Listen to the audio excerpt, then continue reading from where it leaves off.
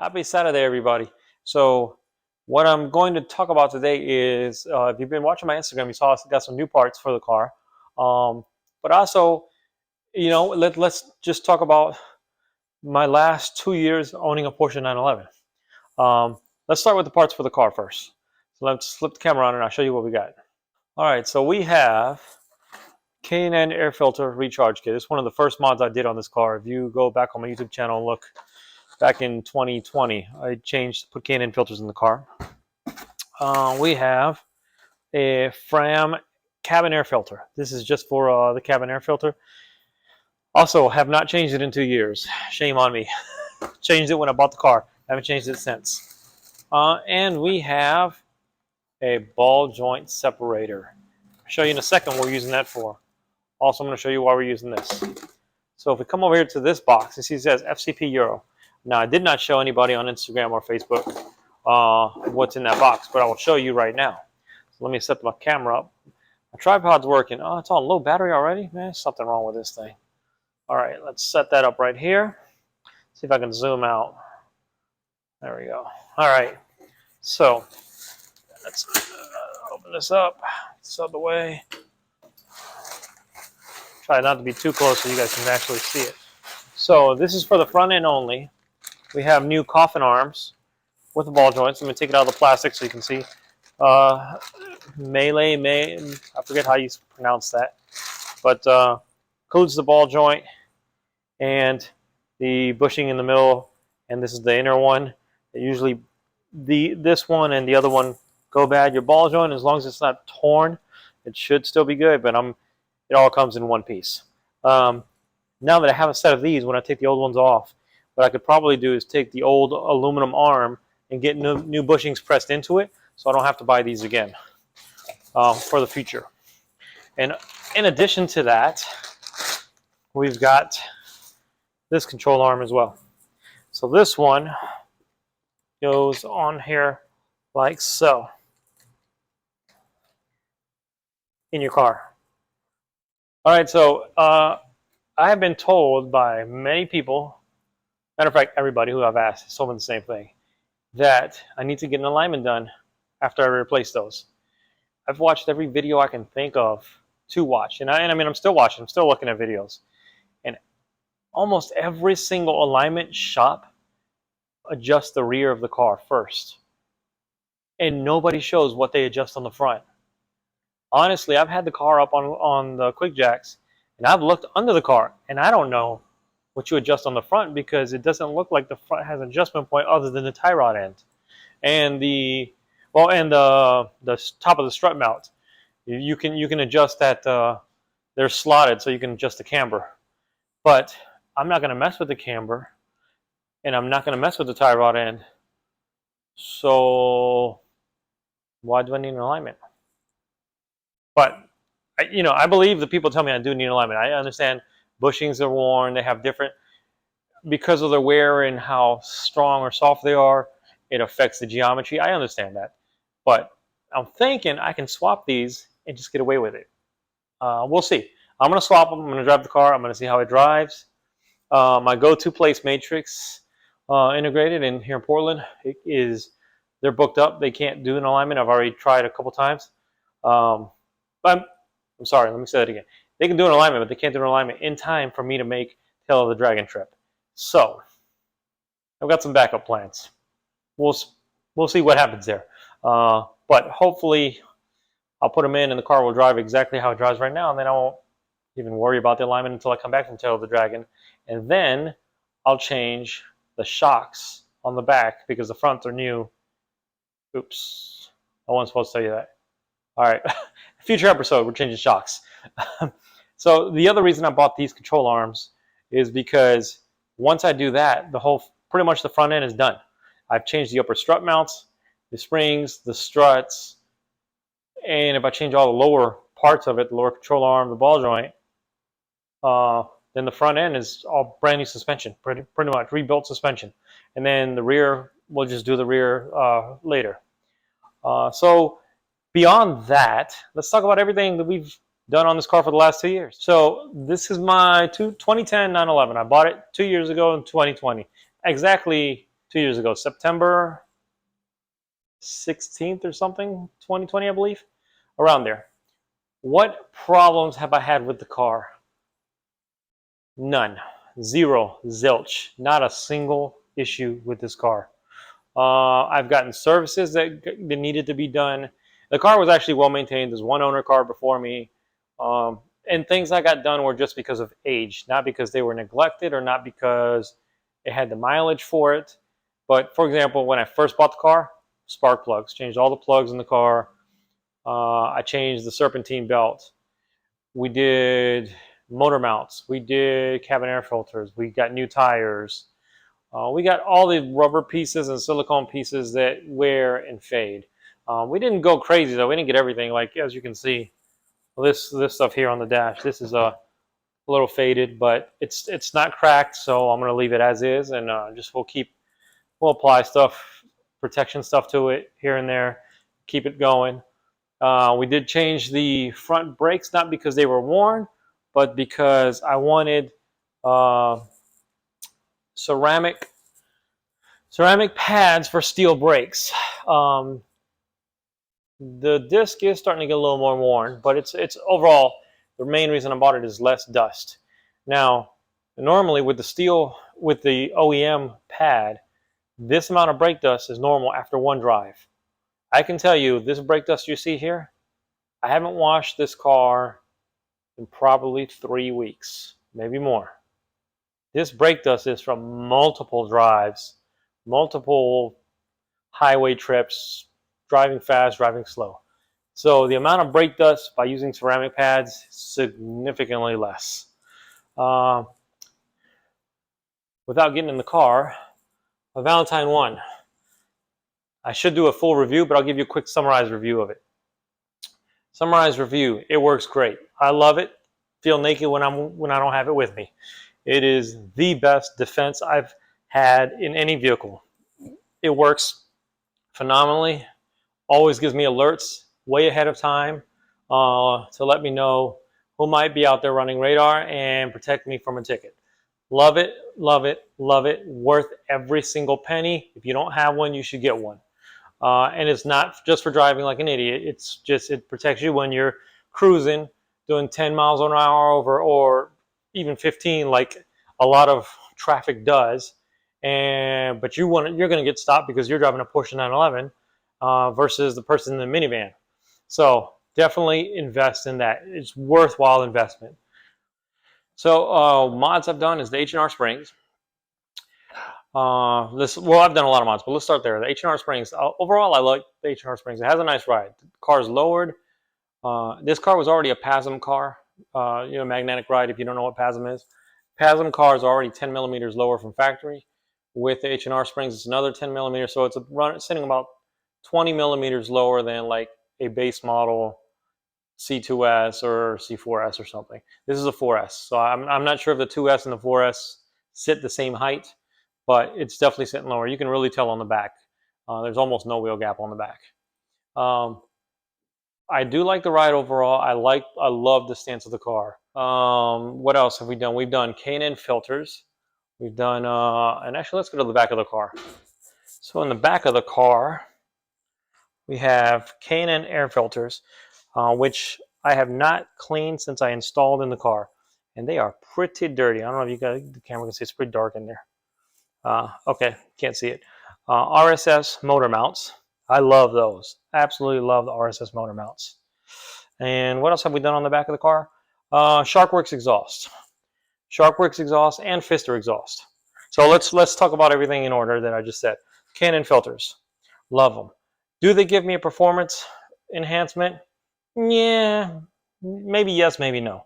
I noticed the engine would spool up quicker and had a slightly different tone when I installed those. Butt dyno, I really can't feel a big difference. K&N claims so much horsepower. Okay, sure. Maybe they did on a dyno. I don't know. Pfister exhaust. Absolutely love the Pfister exhaust. Best thing I could have done. Absolutely love it. Great. I don't regret it at all. Pfister bypass. Car sounds phenomenal. Sharkworks center pipe. So under the bumper there, I've deleted the center pipe. Let me set this up. Maybe I can show it to you. All right, trying to angle this camera. I'm holding it on the car. The car's not on a lift. So there's my bypass. I don't know if you guys can see the bypass. Fister exhaust now. But here's the Sharkworks. Oh, camera just flipped around on me. All right, so there's the Sharkworks exhaust. You see it makes an X. So there's no center muffler. It comes bolted to that heat shield, so there's no rattle. There's no obnoxious drone or anything. It just sounds amazing. And so I have about a year. Actually, I do have a year on the Sharkworks exhaust. And the Fister exhaust probably about a year and a half.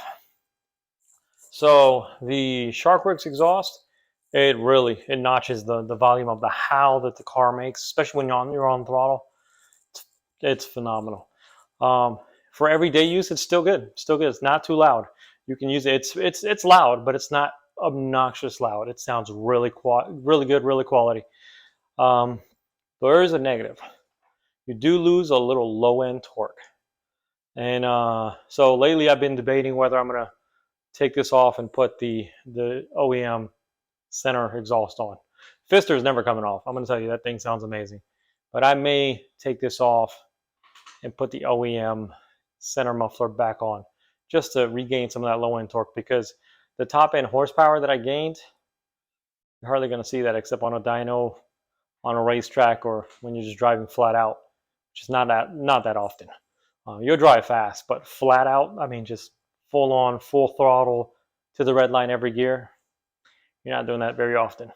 So I am debating taking that off. RSS mounts, no harshness. There's a little harshness, a little vibration. Actually, when you get in the car on idle, you can feel a little harshness in there. But when you really step on it and it gets really throaty, you feel this torque just come through, like right through the center of your chest. Oh, it feels so good. I don't think those are coming off anytime soon. They're actually pretty easy to take off, so I may take them off for the road trip just because I'm driving. So a lot of you guys don't know, on the Tail of the Dragon, I'm driving from Portland, Oregon to Bryson City, North Carolina, with a stop in Minnesota to see my buddy James McGraw, auto amateur. May even actually end up going to Virginia too to go see my parents and my brother over there. And if I do that, that's last year was 6,100 miles round trip. I think this year will be a little bit more than that. If I do the Virginia thing, it'll probably be like 7,000 miles round trip. So 7,000 miles. I want comfort. I mean, the car has amazing performance as is. So I am also thinking about putting on the OEM mounts just for the road trip. And then when I get back, I'll put the RSS mounts back on it.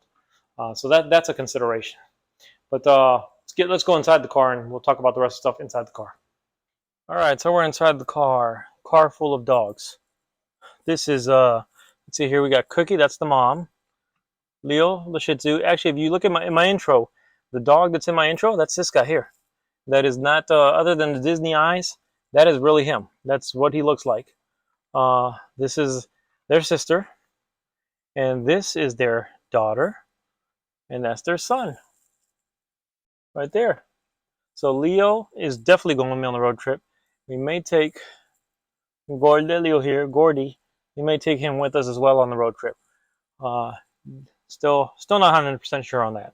So inside the car, what have we done? We changed the steering wheel. So this car came with the OEM steering wheel, which I have is in mint condition. If somebody wants to buy it, drop me a line in the comments or contact me and I'll let you know. It's the one with the buttons right here. So if you look at 1,000,001 images of a 997 interior, 997.2 interior, and actually some early 991s had that same steering wheel where it has the buttons. The Panamera also has the buttons. I didn't like that because they had up and down shift here, and it only took me the second time that I did that was hitting the wrong direction, and I really didn't like that. So this is perfect. Paddle shifts work. This was plug and play. Works like a champ. Absolutely love it. The car should come with this steering wheel no matter what. All the new ones come with the nicer steering wheel to begin with, as they should be. On the car itself, I have Apple CarPlay. I'm not going to turn it on now because it's going to try to override and I'm recording with my phone.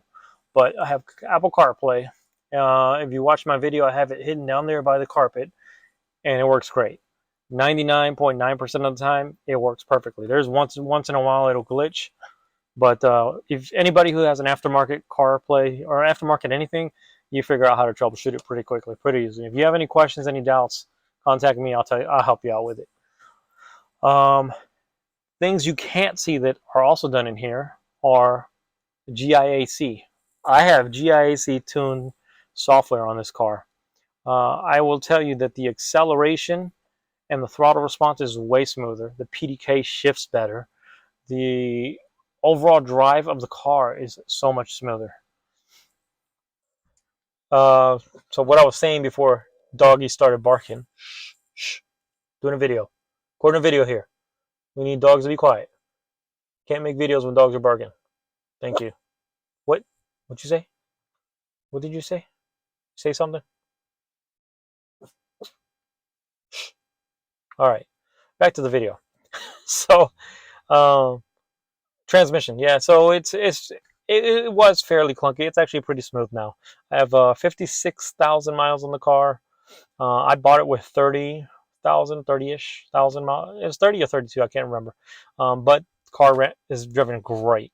The last 2 years have been the most fun I've ever had in any vehicle. I have no regrets every single time I drive this car. It's just ear to ear. I'm grinning and I'm like, I can't believe this is my car. I love this car so much. Of course, I would like a newer one. Who wouldn't like a newer one? But financially, I'm not there yet. But yeah, I absolutely love this car. It's been the best purchase I've made in my life. No remorse whatsoever, and I'd buy it all over again if I could. Here's a catch. I could sell this. Actually, was gonna trade it in about a month and a half ago or so, and I was offered 60K. 60K. Think about that for a second. I bought this car 2 years ago for 58, and I could have traded. And trade, that's not retail value. That means I could have sold it myself for more. Trade for 60K. So if I would have done it, or even if I would have just sold them the car, they probably could have given me a little bit more money. But essentially, I would have driven for free for 2 years. How many cars depreciate so slowly and so little that you can drive for free, basically?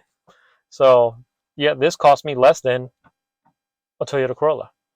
If we want to talk numbers, this costs less than a Toyota Camry or even a Honda Accord to have and use. Oil changes, there's a regular price. I pay $200 for an oil change, and you're thinking, oh, that's a lot more than I pay for my car. But think about this. This car uses 9 quarts of oil because it has a dry sump system. If you don't know what dry sump is the oil is pressurized and it's not kept below the engine like an oil tank on a regular car, Volkswagen, Audi, BMW, Ford, Chevy, whatever. Everything has an oil pan underneath. 911s don't have an oil pan underneath. The bottom of the engine is flat. The oil is kept in a different reservoir and it's pumped into the engine. So it always has pressurized oil, so it never has oil starvation. Corvettes have been doing this now for the last few years as well. And because the oil is kept external of the engine, you have to have more in there, so you have some to supply and some to exchange. And so there's 9 quarts of oil. So $200 for 9 quarts of oil is actually a good deal. It's not bad at all. That's my oil changes, spark plugs. Now think about this: 911 engines back there behind me. To get to the spark plugs, you can do it without removing the mufflers, but any mechanic knows it's faster and easier to remove the side muffler to get to it. So every time you change spark plugs, you got to take off the mufflers. Even still, taking off the rear bumper cover, the rear bumper, the side mufflers, basically the exhaust of the car, to change the spark plugs can seem like a pain, but it all comes apart pretty easy. And I've paid $400, I want to say, for that, or $430 or something like that. $430 is a hell of a deal. It's an amazing deal considering all the work they have to do to change the spark plugs. Unfortunately, that's not like your inline 4-cylinder with the engine in the front where you can just get to the plugs from the top. Yeah, it's a little more complicated than that. But I mean, you're driving a vehicle with a lot of performance built into it. So $400 in the grand scheme of things is not a lot of money for that type of work.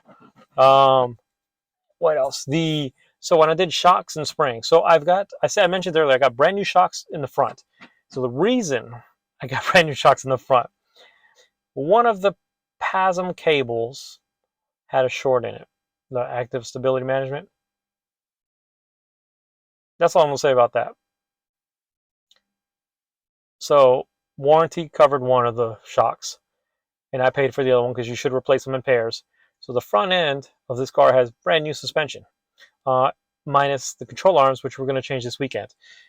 The back of the car, new springs and new upper mounts. Actually, I'm lying. I have new upper mounts. I didn't install them because they didn't arrive in time when we did the springs. So the back of the car eventually will be all brand new, rebuilt as well. Just not right now. But the front of the car will be all completely new.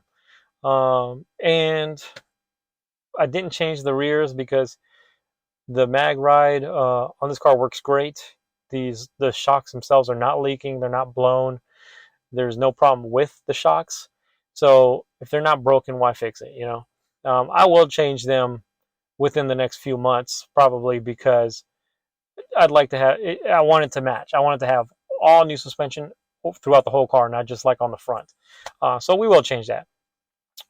Um, any other things that we did? Nothing else. I think I covered everything. I think I've rambled on for a while. So like I said, I love this car. It's been my favorite. I want to buy a new one, a newer one, but not in this market. You see how much the values have gone up. I bought this car before the value went up, and the value is starting to come back down a little bit, which is good. I have my eye on one. I have my eye on one that I want really badly, but it's way out of my price range right now. What else have I done? Oh, DSC controller. So suspension controller. Uh, the suspension controller, worth every single penny. Worth every penny. The car instantly rides better using using that DSC controller. And whether you're riding in PASM with PASM and you want a full stiff ride or you want a softer ride, I bought the plug and play version. It does have. Let me close this. It does have the USB connection, so if I wanted to fine tune it with a laptop, I could for like a track or something. But I didn't want that. I wanted to plug and play, make the car ride better, and completely rides. It really took the nice ride of the car naturally when it's in normal mode, not in sport mode, and it upped the bar for luxury. It rides really, really well. And it's adaptive, so it will change depending on your driving style and the road. What the DSC controller is, and I'm going to put links to all this, everything I bought, except for a DSC controller, I bought directly for them, but everything else I think I've bought from FD Motorsports. So I'm going to put the link for everything in the description. So the DSC controller, how it works is it uses your factory PASM, your Porsche Active Stability Management, uses the sensors that controls. And then it takes that information and also adds in there your steering angle, your throttle position, your throttle pressure, I guess, your brakes, your vehicle speed, your accelerometer information. It takes all this data that's already built into your car and it incorporates it and talks to PASM so that each independent shock is adjusted based on how you're driving and what you're doing in the moment, including whether or not you have that sport button or the PASM button pressed. If you press that, it's a different thing. In here, I've done nothing. I've changed nothing of the interior. The seats behind me are down, and there is, who's that? Oh, that's Cookie and her son. Yep, that's Cordelia right there, and they look so much alike. You know how I really tell them the difference is, see Cordelia's foot. Looks like he has one sock on. He's wearing one white sock. Cookie doesn't have that. She's pretty even. Her feet are even all the way around. So when the two of them are together and we don't know who's who, we look at their feet and we figure out who's who. And then as soon as they come up to you, you know who because one's a puppy, one's an adult. So, but that's how we figure that out. Um, what else do we want to talk about? Oh, LED lights. I did swap all the LED lights in here. That was like the very first. So I said earlier the K&N filters were my first mod. No, the LED lights were the absolute first mod. Not much to say about them. They work great. I got them from DE Auto LED or DE Auto House. I can't remember. I'll find the link and look in the subscription or description, and you'll see the link for all this stuff. Now, did I need to spend any of this on this car? No. I could have just put gas in it and drove it for 2 years, and it would have been perfect fine. Just oil changes and what else? There was one expensive thing that I did was because I have a PDK, a dual clutch transmission. I did get the PDK service done. It was expensive. I actually got it done twice. I got it done once, and it was good, but I kept getting a clunk, and so a few months later I took it to Porsche, and actually I had extended. Well, it just expired, but I had extended warranty on this vehicle. So I had the PDK clutch done again only because Porsche had a software update for it, and software updates can only be done for the transmission can only be done at Porsche, unfortunately, unless someone else knows where else you can get it done. If you do, please share that with me. I would love to never take the car to the dealer ever again because their prices are crazy. Um, so I did get the PDK service, flush and service and filled twice. And my PDK runs great now. It used to clunk. It doesn't clunk at all anymore. And part of it is the software, but part of it is also I have those the RSS mounts. Because with the RSS mounts, you have no slop between chassis and engine and transmission. With the OEM mounts, you have a little bit of play. So sometimes if you're not in the right RPM or if you don't rev match on your own, because unless you have Sport Plus on your car, it won't auto rev match and do the auto blip thing. You have to do that yourself with the gas pedal. So if you're in the wrong RPM, sometimes you get a clunk, which kind of pisses me off being a Porsche because I had a 2006 Volkswagen GTI. Yeah, a V-dub with dual clutch transmission, and that thing was silky smooth and shifted like butter. Sure, it had half the power of this one, but it was fast. It was lightning fast, completely smooth, never ever clunked, not even once. Um, so that's kind of I don't know if it's because these transmissions on the Porsches are more robust. I mean, obviously, I think they are because these cars are also race cars. They're every part on here is modular, so you can take it off and put it on the track real easy. What you doing down there? Mm-hmm. What are you doing down there? That's your niece's favorite spot. That's his spot when we go driving. He used to sit on my lap, but he got big.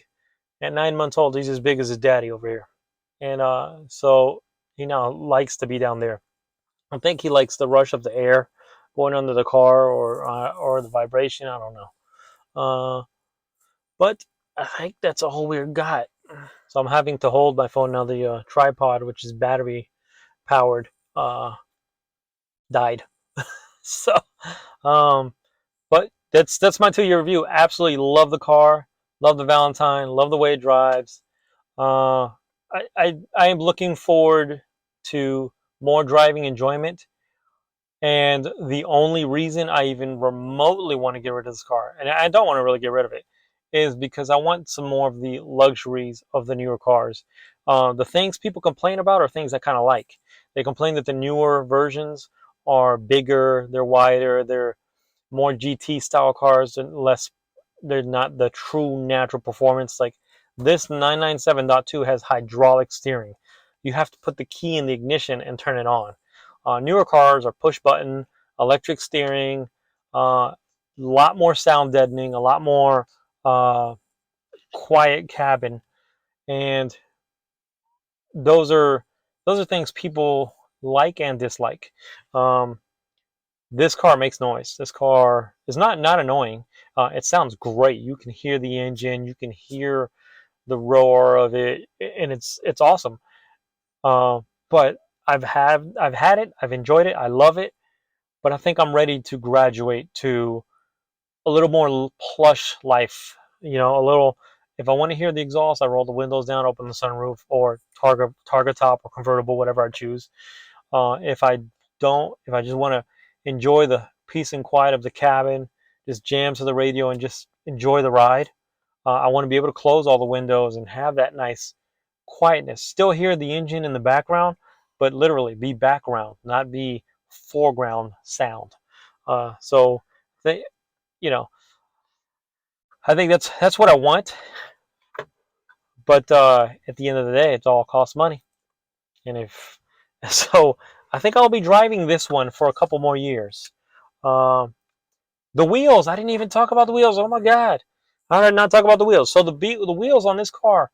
Let's go outside. Let's go talk to the wheels. Can't believe I forgot to talk about the wheels. That's one of the most expensive mods I've done on the car. Let's flip this camera around. We'll do it while we're recording now. So the wheels are BBS CHRs. This is the rear wheel, so it's a 19 by 12, and it's wrapped in a 325 tire. 325 30, I believe. Let me see here. Michelin, Pilot Sport All Seasons, and yeah, 325 30. 19s. The fronts are 19 by 9. They are 245 30 on the front. 245 30 or 35s? 245 35 on the front, 19s. And the reason I went with these wheels are for a couple reasons. One, I love this style of wheel. I mean, all Porsche 911s come with BBS wheels, but if you look at the GT3s of this generation, and I think 991s also, they have a similar style wheel. Of course, there's our center lock, and these are 5 lugs. But I've always loved this style of wheel. It is a pain in the butt to clean. Impossible to clean. All right, sorry, I got interrupted. So I was saying that this style wheel I really like. My favorite thing is how they fit on the car. They just fit so perfect, like car came that way.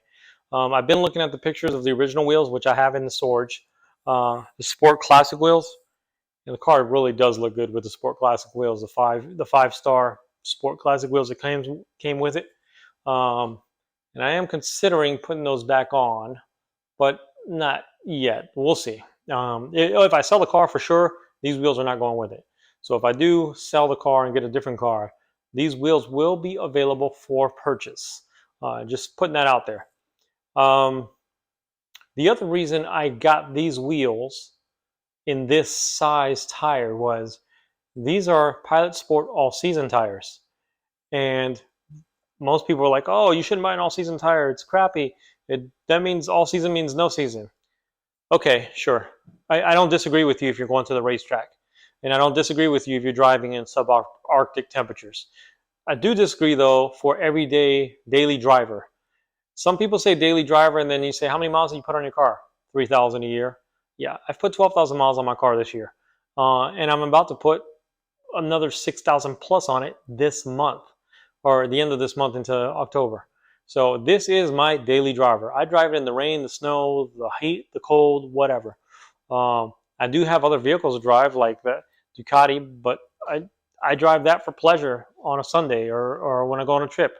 I drive this all the time because it's luxurious, it's comfortable, it's fast, it does everything. It's practical. Yes, Porsche 911 is practical. You got storage behind the seats, you got storage in the front. It's a do everything, go everywhere type of car. And if you don't believe me, buy one and you will believe it. And if you think they're expensive, buy it and sell it in 2 years. You'll get your money back and you will have driven it for free. So I think I've covered everything. I'm pretty sure. Oh, the grill guards, Zoom Sports. Yeah, I didn't cover everything. Grill guards, Zoom Sports, another great purchase. I cleaned a ton of crap out of there when I first did this. And not only are they functional, they look amazing. The open mouth frog thing is gone, because without the grill guards, it looks like a frog with its mouth open. Um, the grill guards look amazing. They're 100% functional and they protect the car. So those will stay with the car when I sell it because I'm not going to take those off. That was a great purchase. So let's go down the list. Zune Sport grill guards, worth every penny. BBS wheels, love them, love the style, pain in the butt to clean.